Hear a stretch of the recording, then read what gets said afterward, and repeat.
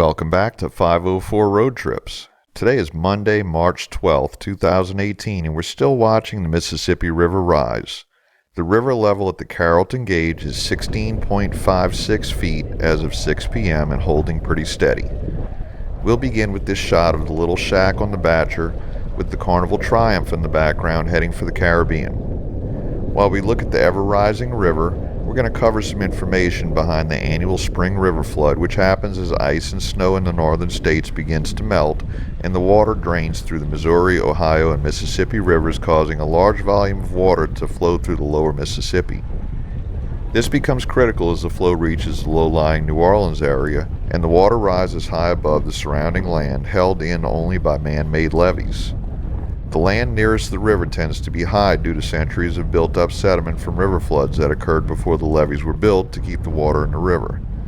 The original 4-foot levees were built in the early 1700s and have been continually raised in height in various projects since then. New Orleans is now protected to a height of 20 feet.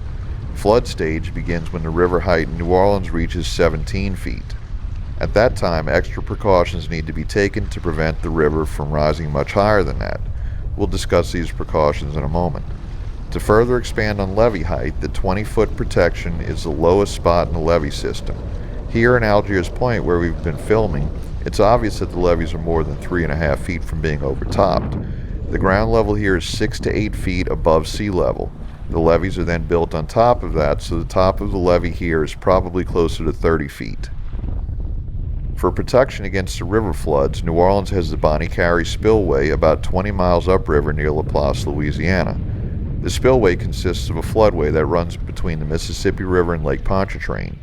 At the river is a control structure which stretches about 1.5 miles along the riverside with 350 bays, each containing 20 8-inch by 12-inch wooden beams which are lifted out individually by rail-mounted gantry cranes that move along the top of the concrete structure.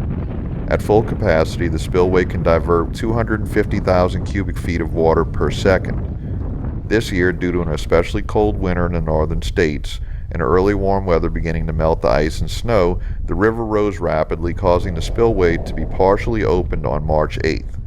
Further upriver is the Marganza Spillway that can be used as a last-ditch effort to divert water if the level continues to rise, sending up to 600,000 cubic feet of water per second into the Atchafalaya Basin, lowering the river level at Baton Rouge and providing additional relief to New Orleans.